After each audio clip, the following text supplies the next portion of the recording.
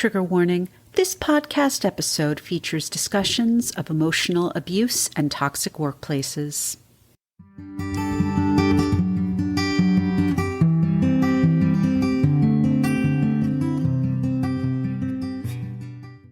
Hello everyone, and welcome back to Emotional Abuse is Real. I'm your host, Serene Leeds. I'm a professional writer and storyteller, and I'm so glad you're here.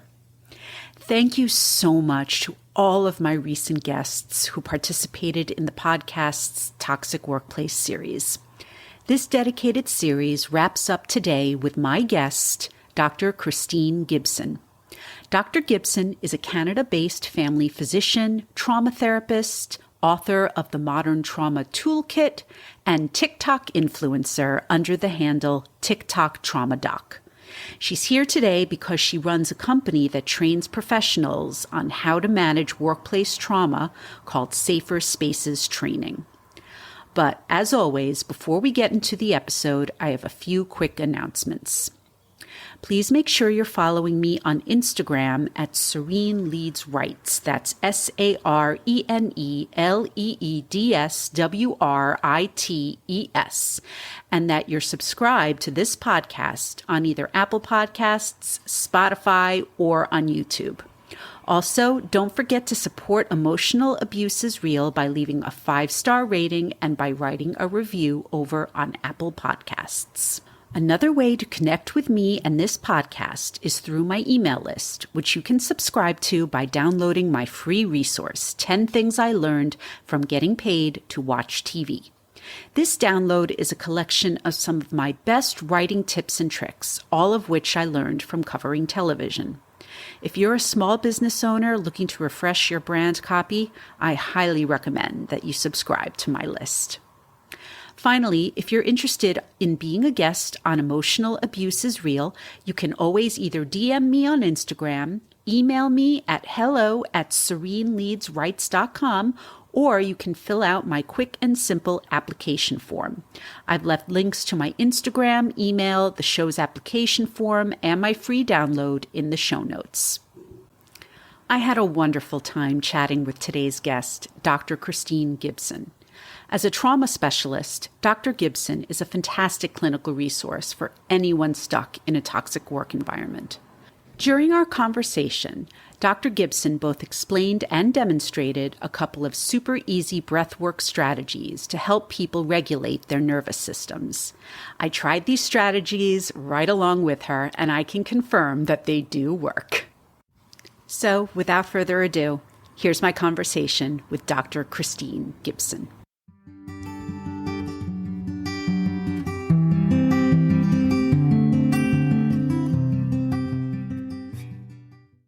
I'm Dr. Christine Gibson, also Christy, also TikTok Trauma Doc.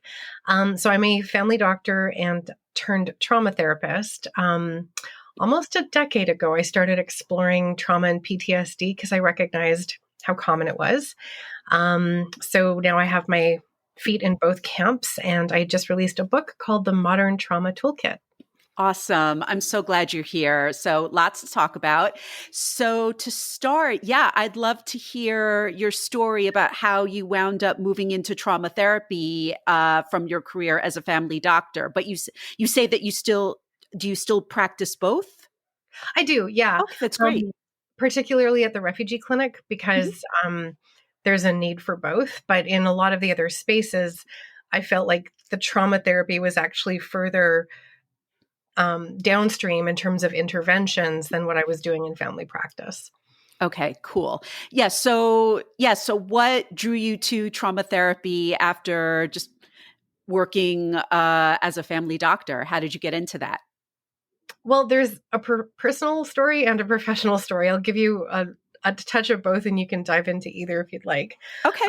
Personally, I was caught in the earthquakes in Nepal in 2015. Oh, wow. I run a tiny global nonprofit, Global Family Med Foundation, and I'd been working in Patton at the medical school and just happened to be there. So I did develop some, not full-blown PTSD, but like symptoms of post-trauma, and they lingered until I started looking into somatic trauma work.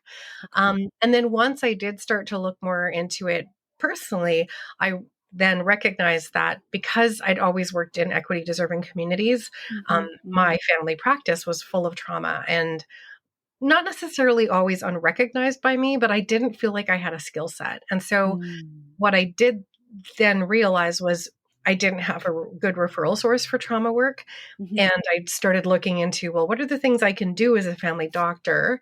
And once I did, I recognized, everyone wanted to refer their patients to me because there just was no, in Canada, we have like the free system and the physicians are free, but mental health is not free. Well, Okay. trauma therapy is not free. And so I thought, well, Wow. so many people want to refer to me at this point. I better just do this more often and open that door for me to be a free resource to folks who really need it. So I work in adult addictions and refugee health, and then a very small private, well, not private, it's still in the public system, but it's just a virtual clinic that I still see very few patients there. And yeah, it's a really strange, if you'd asked me 10 years ago if I would be doing this, I would have never guessed, but Right. yeah, unbelievably rewarding. Just to feel like I'm intervening at an earlier stage for people before they end up with the Uh-huh. complex mental and physical health challenges that result from trauma. Yeah. Really meaningful. Yeah. Oh, I'm so grateful for the work that you do. And it really does sound like, as awful as your circumstances were, this was a really organic path for you to take. This just sounds like it made the most sense for your career. I mean, yes, you did have that personal experience in Nepal, but given the patients you were working with and their needs, I mean, what better way to be a physician, a healthcare provider, than to give your patients exactly what they need? So it sounds like that's exactly what you're doing. Wonderful. I believe so. I think a lot of physicians don't recognize that there are some certain skills that they can learn Mhm. and do like a 1 to 2 minute intervention will make a difference. And then Yeah. for those who are willing to take a deeper dive, like actually processing trauma, there's effective treatments out there. And I think Yes. we all feel really powerless and hopeless in the face of trauma. But yeah, what I'm trying to do is to get more of us with these skills. I think we there's unlimited need for mental health resources. That is absolutely true. Well, I'm so glad that you're here to get that word out. So I definitely wanted to talk to you about, because this is part of my Toxic Workplaces series. So you're a co-founder of a company that focuses on psychological safety at work, Safer Spaces Training. I'd love to hear the backstory on this company and why you wanted to create it. So it kind of stemmed from just recognizing how pervasive this was of an issue. So Yeah. I blew up on TikTok. I joined in really I'm fast. jealous. I was really also really organic. Like I Uh-huh. did kind of do a bit of research to figure out what made a good TikTok video, but Sure. I just show up and talk into a camera for a minute and give mental health tidbits. Yeah. Um, and by the time So I had my great. book deal, I had 60,000 followers, and I think I'm at about 130 now. Yeah. Um, so that like awareness at what a pervasive problem it was really surprised me. And when I Yeah. was thinking about the different places that interventions are possible, family systems, community systems, and these bigger structural organizational systems are places where you can intervene. So government policy, parenting classes, but workplace was something that, we all spend 40 hours a week in a workplace, Yeah. unless you're working from home or have a non-traditional environment. But that's a lot of time. And the amount of trauma, especially now with the pandemic unmasking a lot of our underlying anxiety, and we don't have great coping skills collectively. So Yeah. we're seeing it manifest in workplaces so often. So we started developing curriculum just by running some workshops. I'm working with a team who's more adept at the workplace organizational development and HR aspects. Mhm. So between all of us, there's some psychologists. I feel like we have a really solid curriculum, and we're still doing pilot workshops right now, but our goal is Okay. to get it into an online platform. So, um, yeah, I just don't think there's enough that is effective in the space. And Yeah. I see so many people suffering, especially like public facing professionals. So people who are dentists or lawyers or realtors or, they're removing people's snow, they're a gas attendant. They are dealing with the public trauma Hmm. so much more than in the past because we're not as good at masking it. Yeah. And it's showing up in such more dramatic ways. I mean, you Mm, shouldn't have to deal with someone else's trauma at a grocery store or as a receptionist, exactly. but you are. And Yeah. what do you do about that? Exactly. Exactly. It's interesting that what you said about TikTok, because my emotional abuse story was from a toxic workplace experience, but I decided to do this particular series on the podcast because I stumbled upon toxic workplace TikTok. And I'm just so happy there. I just love looking at all of those videos, and I'm so happy that you're here. And there are other TikTokers that I'm trying to get on the podcast, but it's been so validating for me just to know that there are people out there who are speaking out about toxic workplaces, because when I started talking about it 10 years ago, no one wanted to hear it. Mm. No one, because I left my toxic workplace 10 years ago. Nobody wanted to talk about it. Now it's like trendy to talk about it. So And I've yeah, definitely had toxic workplaces. I just don't feel as comfortable kind of talking about that because, um, I don't want to go on record as talking about some of the issues that I've dealt with personally. But I understand. I will say, just like generally, physicians do create really toxic environments for each other Hmm. because we have this like, I don't know, culture where we ignore our human needs. So we just Yes. work these crazy shifts where we don't urinate, we don't eat, we don't sleep. When Yeah. I first started working, I would work 30 hours. So I think culture can be so dogmatic that we Yeah. don't even recognize that we're human. And I have Uh-huh. that. I've survived that. I did a hospital-based job for 16 years before I pivoted into community practice. Yeah. And I also worked a lot in academic medicine with residency training and medical student teaching. And we are creating that culture. And so I can see my own complicity in that because Sure. we just accept it. Like, oh, yeah, that's just how it is. And Hmm. Hmm. it's I was horrible. like that for a really long time. And it's totally fine if you don't want to talk about your own personal experiences, because I've got plenty of other questions to ask you about the work that you do. So it's absolutely fine. But um, it's true. I'm saying this a lot in this series, which is, and this is why I'm enjoying Toxic Workplace TikTok so much, because I'm so grateful to the younger generations who are speaking out about it. Because I, as a baby Gen Xer, was raised to just take it Yeah. and to not complain and just keep your head down. And it came to a point where I was like, no, I think I've said it on a different episode where, of course, to quote another Gen X band, Twisted Sister, we're not going to take it. I felt like I was the only person who was saying, this is not right. Yeah. And I ultimately had to leave because there was just nowhere for me to go. I was not getting any support. But it is true. I think that younger generations are starting to realize that this is that we all deserve healthy work environments, and just too many of us were conditioned to believe that we're supposed to be miserable. The example I always give about my toxic boss was, he once said to me, progress is painful. And I was like, no, that doesn't sound right. Yeah. Yeah. He wanted me to believe that I needed to go through pain Wow. while I was there. Because he was trying to break me, basically. And I was like, nah. Oh, wow. Oh yeah. Oh yeah. So just yeah, so that's what I've seen. I wanted to ask you, what sort of shifts in attitude toward toxic workplaces have you seen in recent years?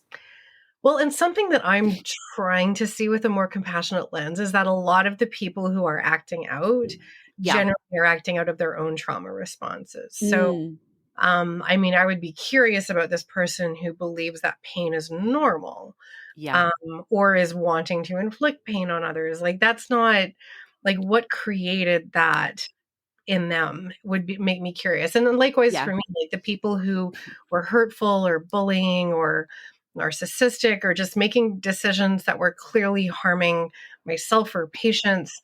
Um, I just have to wonder like what was the personal or structural issues that created that, because we're not really designed to try to create environments that are toxic and harmful, and yet we have so many.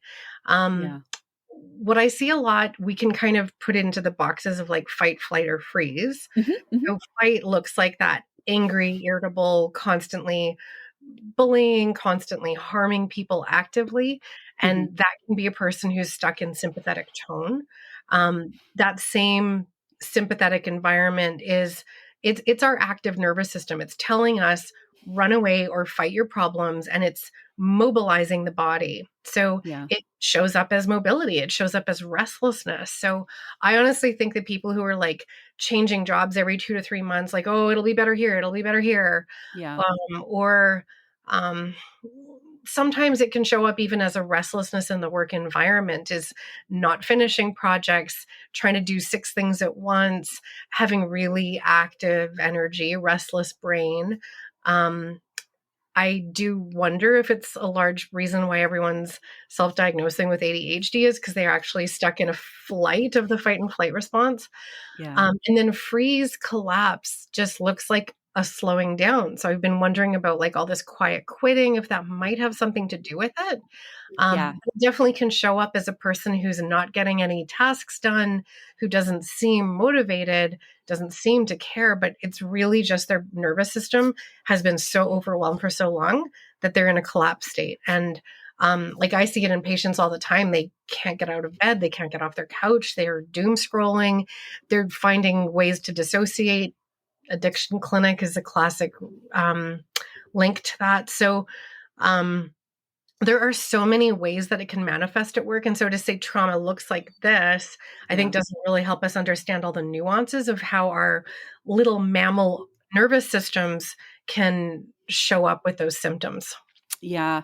And I find that a lot of the problems in these kinds of workplaces do stem from inappropriate people in management positions. I mean, and I've had that experience. Like it's so interesting that you wonder, as a physician, I tell you about my boss, and you're like, yeah, what happened to him that he thinks that that's normal. And in retrospect, I also absolutely have all of those thoughts. I mean, it's quite clear that this was a man who had, I don't know what kind of trauma, but desperately needed therapy help because he was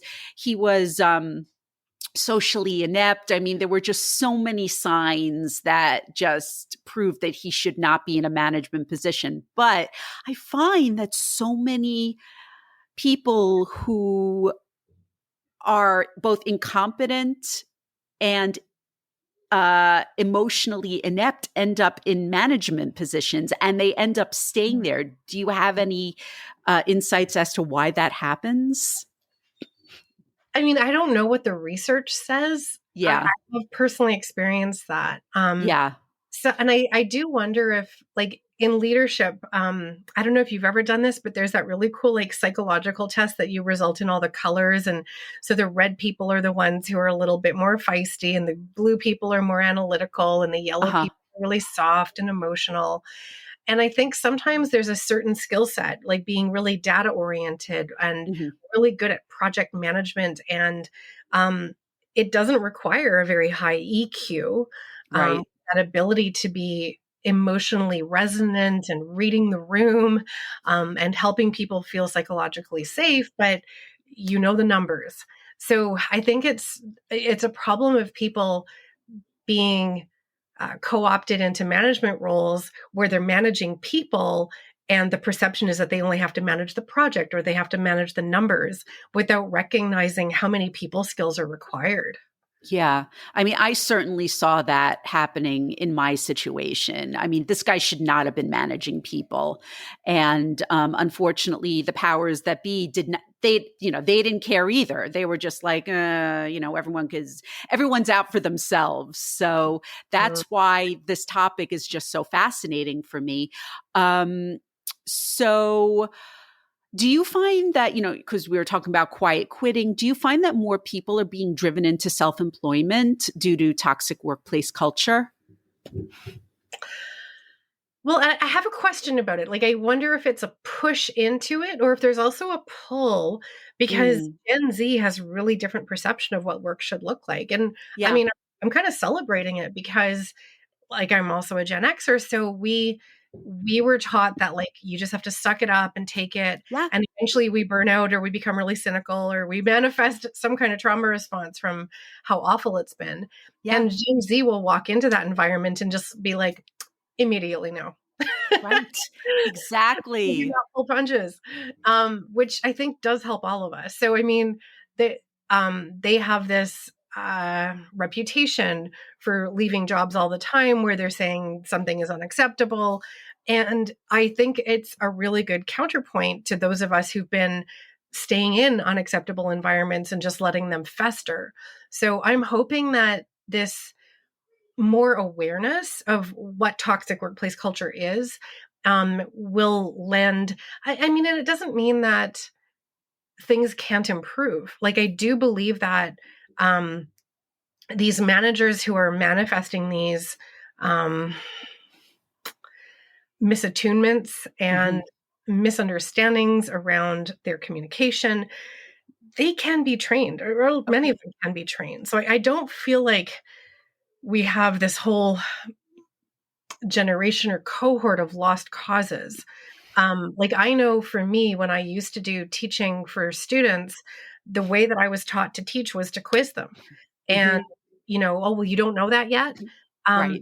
Kind of like a shame-based teaching environment. And I Right. had to unlearn that. Like, Yeah. that was the only model I'd ever seen. This was the apprenticeship model of medicine. And Yeah. there is a more generative way to teach. And I do believe that a lot of people can um, learn to change their individual nervous systems and be in a calmer body. And then that helps everybody in the room co regulate, because we have these mirror neurons where we can kind of read the room, and we generally do start to attune with the others in the room. So the more that we can learn self regulation of our own nervous system, which Hmm. are really practical skills. This is what I do on TikTok. This is what the company does. We teach people these individual skills, and then we teach them, well, what does co regulation look like?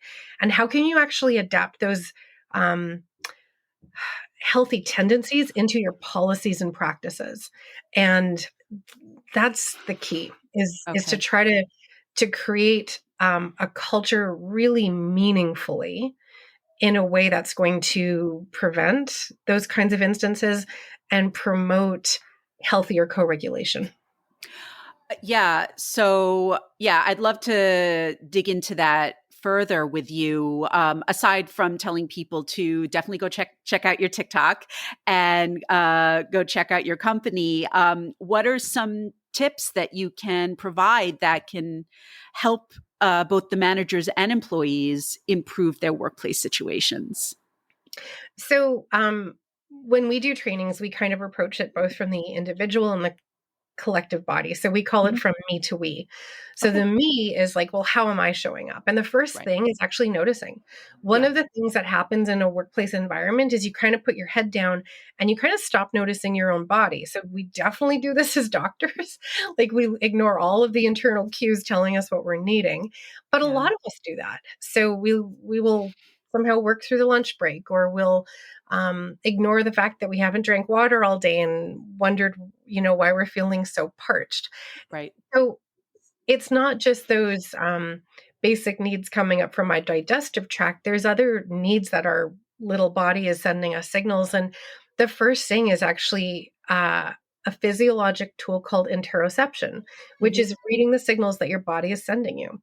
So Mm, emotions are actually perceptions about yeah. your your body's signals, and then they're perceived in the brain and interpreted as an emotion.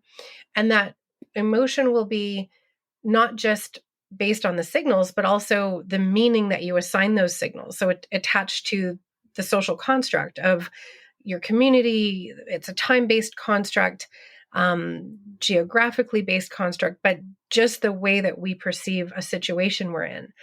And workplaces, really will affect that. So if we believe that the workplace is somewhere where we don't feel safe to be authentic selves, where we don't feel like we're being appreciated, where we don't feel like we have the ability to fail and be imperfect and learn from that, that's going to change how we interpret any signal coming up from the body. So Hmm.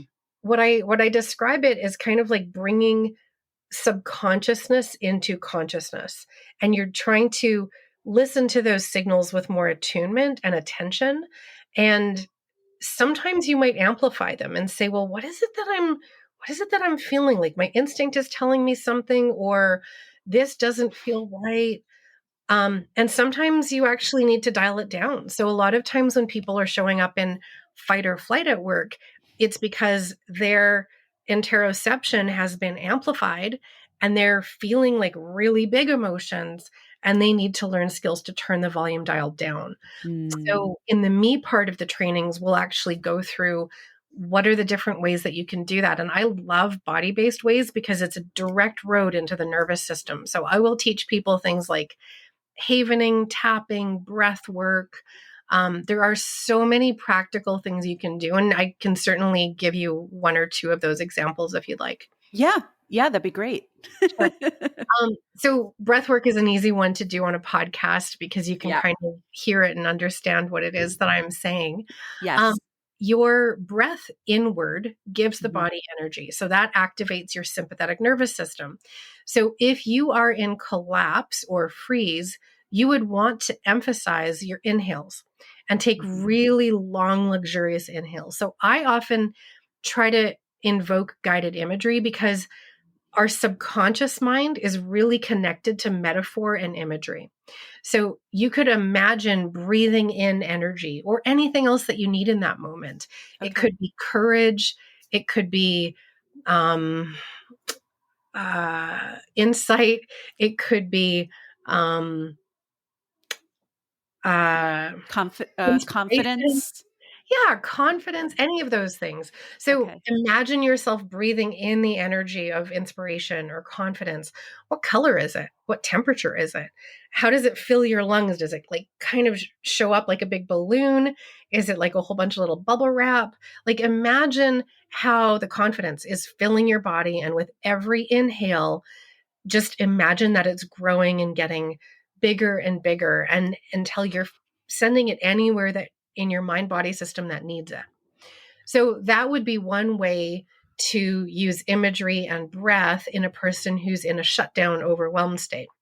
Okay. Likewise, I just tried it and it's very cool.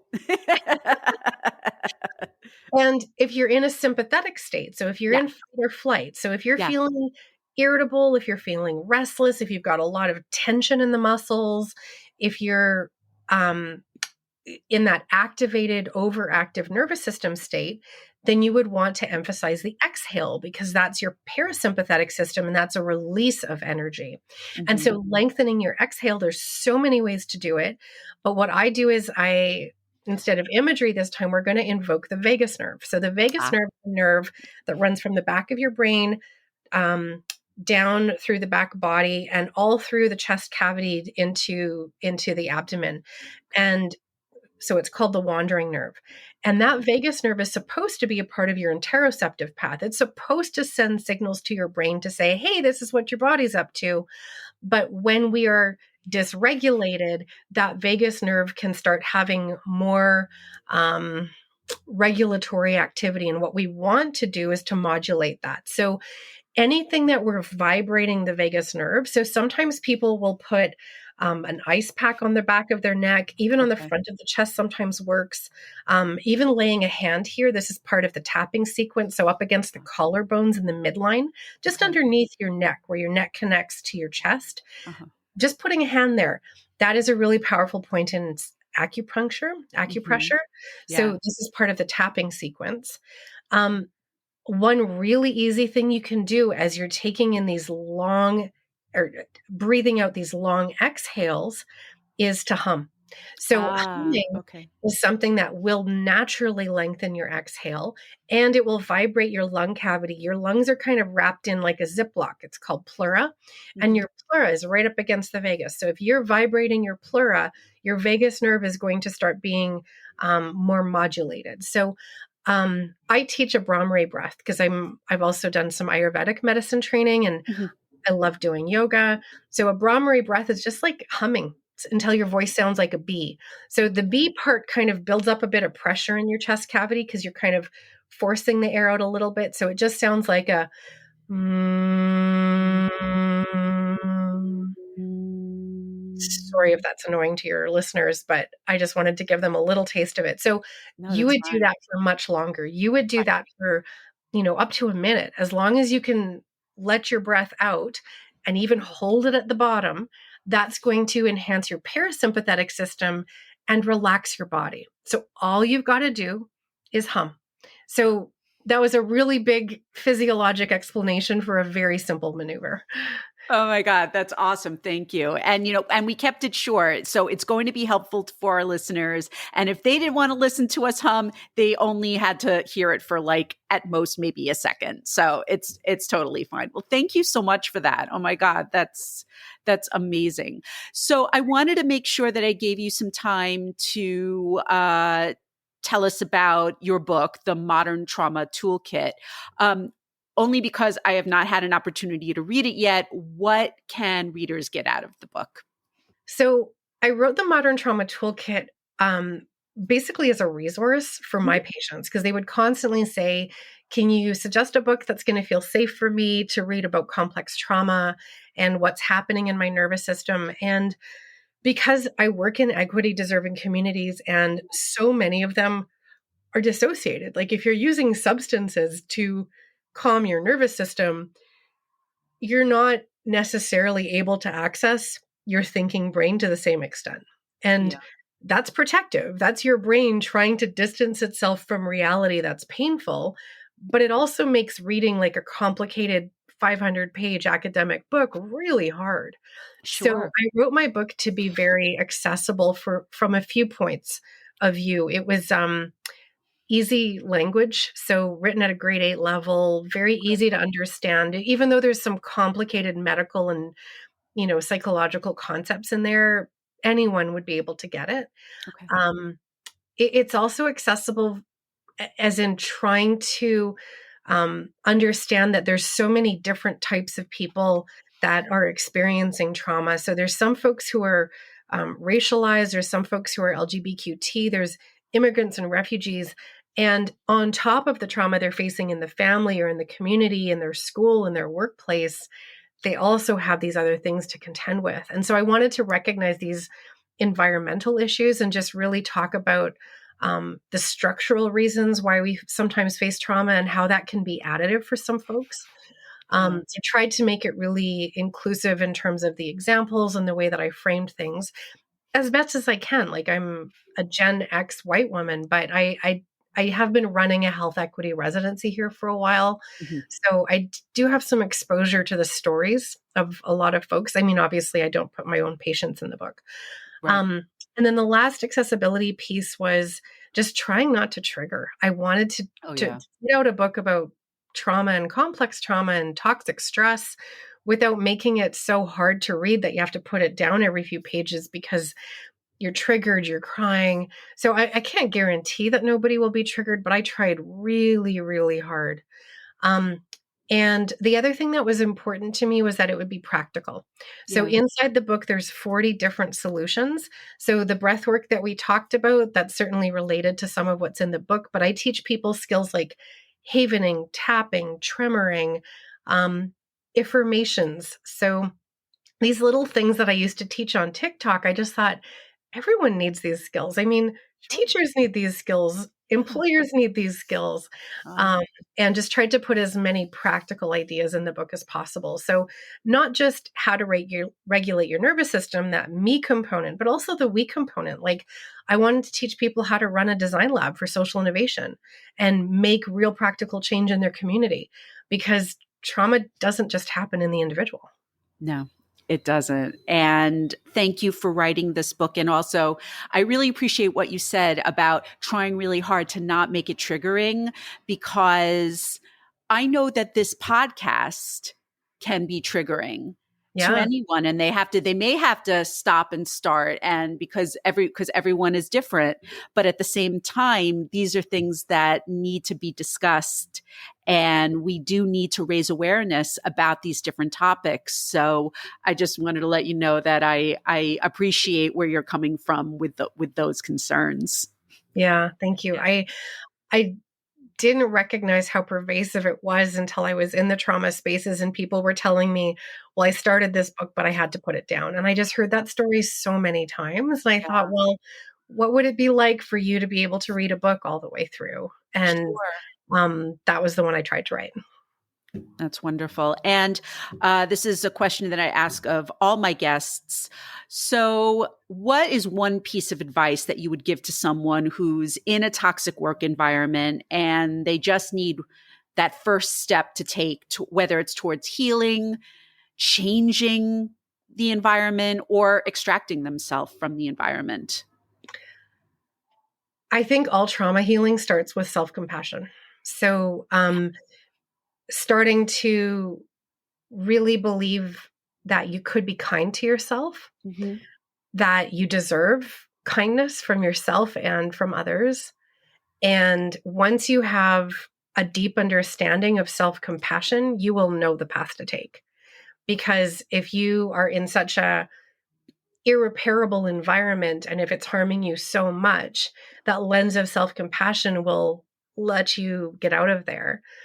If your lens of self compassion is giving you so much kindness that you can then open your eyes to be compassionate for others, you might also see how their um, personal backgrounds, their social identities are creating their behaviors as well. So, self compassion, I think, is the first place to start, and just an awareness that you deserve kindness. And I mean, not all workplaces are going to be positive. Like being a Yeah, doctor is a really stressful thing because you're dealing with death and dying and sickness all sure. day. But there are ways to make it more humane. And I believe that's true in every environment. There might be pressure points, there might be restrictions, and there's always an opportunity for kindness and humanity. I agree. And finally, how can people connect with you? I mean, we've already spoken about your TikTok, which is TikTok Trauma Doc, but I wanted to give you an opportunity to share any other websites or social media accounts so Well, people. yeah, who knows if TikTok will exist by the time this airs, right? True, true, Um, true, true, true. Good point. Thank you. yeah, so I'm also Christine Gibson, MD, on socials like X, and I will be putting out more content on YouTube just in case. Okay. I've been loving TikTok, but we just don't really know what the powers that be will say about it. I know. Um, my book website is moderntrauma.com, and my personal website is christinegibson.net. I don't take on patients, but I'm happy to do speaking engagements, and um, it also has a link to saferspacestraining.com, which is the psychological safety company that we're doing. And yeah, we're really interested in getting engaged with more people. We're still doing bespoke workshop type training, Okay. and at some point, we're really going to launch a large HR platform that isn't necessarily as personalized, but you could run all of your employees through it. And is that Canada based only, or is that available in the US globally? Yeah. Yeah, we're gonna try to be global. Okay. We've Wonderful. done pilots in both Canada and the US, and they've been Okay. pretty successful. So our hope is to be global. I mean, with the book launch, my publisher is American based, so I'm spending more and more time in the States. Like I'll be in LA a couple weeks at a behavioral health conference. So um, I feel like North America is a pretty easy playground to start, but I've been doing international work since 2007, so Right. I'm really comfortable in the global scope as well. Okay, wonderful. Yeah, I mean, the majority of my listeners are in North America Yeah. because English speaking, all that good stuff. So wonderful. Well, I will leave the links to all the social media and websites that you mentioned in the show notes. And Dr. Christine Gibson, thank you so much for being here today. Oh, thank you so much. I really enjoyed that, Serene. Great questions. Thank you so much.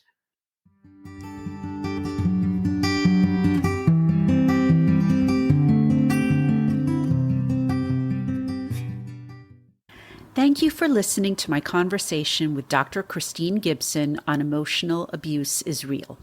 If you would like to connect with Dr. Gibson, I've left links to her TikTok, websites, and other social media in the show notes. If you would like to be a guest on the podcast, please don't hesitate to reach out via email at hello@sereneleadsrights.com, through Instagram at sereneleadsrights, or fill out my guest application form.